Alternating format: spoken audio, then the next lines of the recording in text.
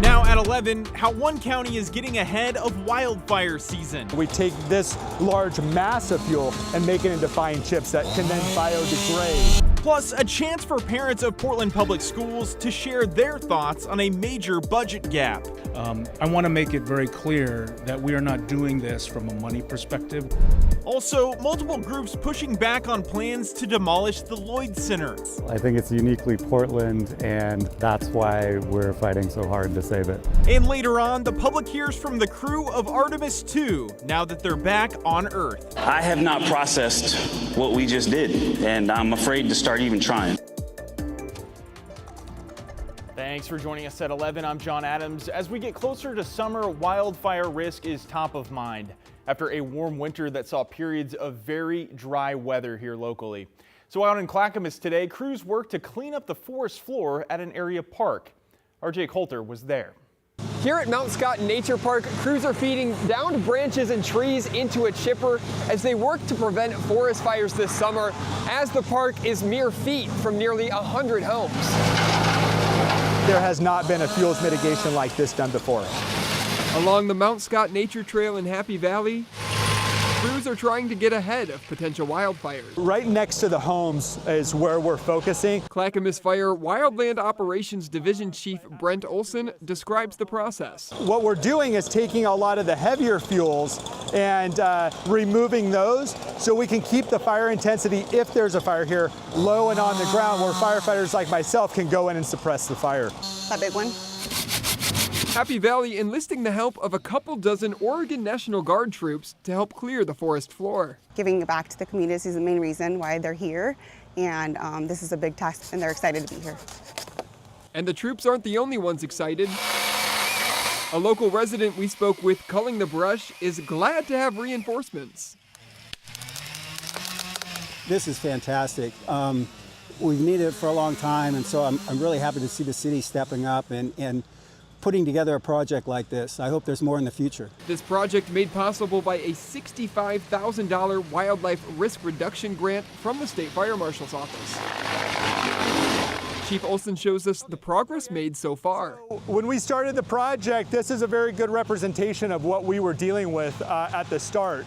But as you can see, as we move to the left here, we open up the spacing, we limb a little bit of the foliage up without taking away from the view shed of both the nature park, but also the adjacent homeowners. Olson also calling on homeowners to do their part to prevent wildfires from spreading. Mitigate the things that can be done. It doesn't mean eliminating all the trees or shrubbery around your house. What it means is think about how a fire might move through and steps you can take to better protect your own home. There you go. Jay Coulter, KGW News.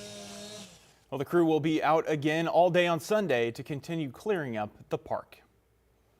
We've been telling you for the past couple of months just how poor the snowpack has been, and this is the time of year where we should be seeing it at its peak.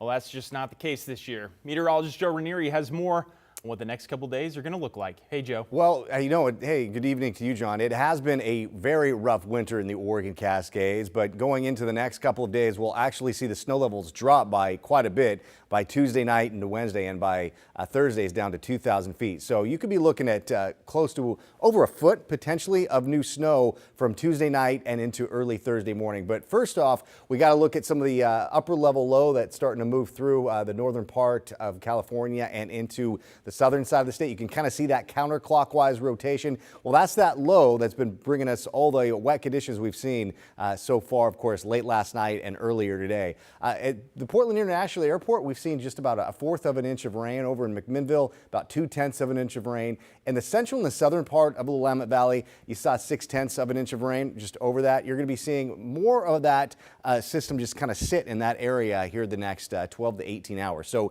tomorrow, locally, it's going to be a mainly dry start. Showers return in the afternoon. Next week, a few showers with below average temperatures, and looking ahead, yeah, those snow levels drop early part of next week, basically starting Tuesday and into Thursday. So if you think we're done with winter driving over the mountains, think again. I'll talk more about that in just a few minutes. All right, Joe, thanks so much. Vice President J.D. Vance has announced that no agreement has been made between the United States and Iran after 21 hours of negotiations. The VP, along with Special Envoy Steve Witkoff and President Trump's son-in-law Jared Kushner, traveled to Islamabad, where a delegation was meeting face-to-face with Iran as fighting in Lebanon continues and traffic in the Strait of Hormuz fuels market concerns even further. Vance said the U.S. delegation left the negotiation table with a final and best offer. We've made very clear what our red lines are, what things we're willing to accommodate them on, and what things we're not willing to accommodate them on. And we've made that as clear as we possibly could, and they have chosen not to accept our terms. The VP didn't go into detail on where things fell off, but did say the U.S. wanted a firm commitment that Iran would not seek to create a nuclear weapon. New tonight out of Vancouver, a SWAT team was called to bring a man into custody after he pointed a firearm at someone and then barricaded himself inside his apartment. Vancouver police were called to the Hudson around 2:30 this afternoon. Because of its location, police shut down southbound I-5 while SWAT responded. They were eventually able to bring the suspect, 58-year-old Terry Myers, into custody on assault charges. Police also seized multiple weapons. It was a chance for parents of Portland Public Schools to learn more about the district's budgeting process. Earlier today at Kellogg Middle School, district officials held a community engagement event to discuss how to close a $50 million budget shortfall ahead of the next school year. Among the considerations, closing schools and cutting hundreds of jobs. And we're no different than any other district that's experiencing declining enrollment.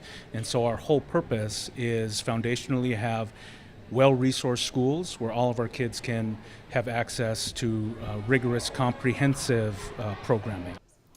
The district senior chief of operations says the current plan is to have a budget package in November for the school board to vote on in December. Advocacy groups are appealing a plan to redevelop the Lloyd Center.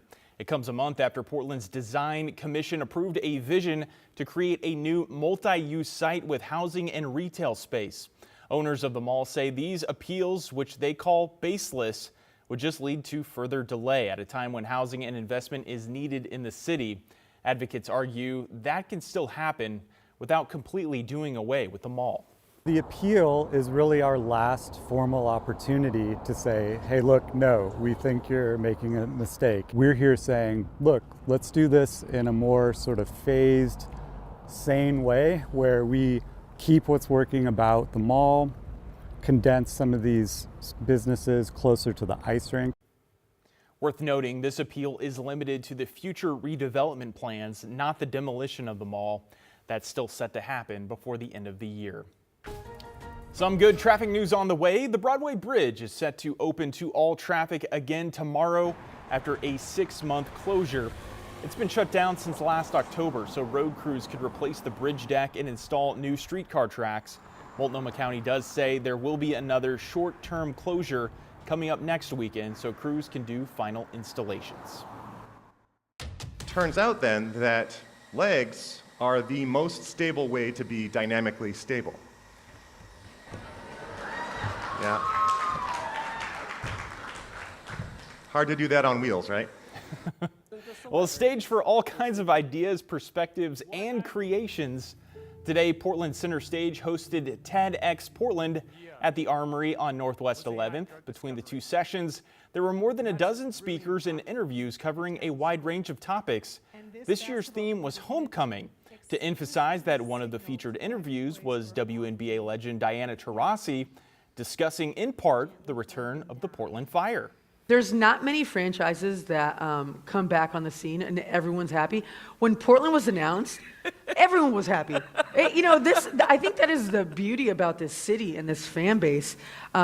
It's authentic, and you can feel it. You know, the minute I got here this morning, I was like, oh, Portland is cool, man. Like, well, if you missed it, don't worry. You can watch it for free on our TV app, KGW+.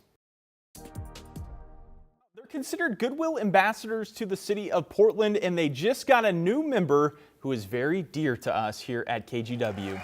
Today, the Royal Rosarians held its annual new member knighting ceremony. Among them, our very own Laurel Porter. May you ever bear this title with honor to yourself and to the Order of the Royal Rosarians. Arise, Dame Laurel Porter Houlihan. This is a volunteer nonprofit group known as the official greeters of the Rose City. You've likely seen them at major events in town, especially the Rose Festival. Laurel, now a Dame Rosaria, officially joins a group dedicated to uplifting the city's image. Congratulations to Laurel. Much deserved.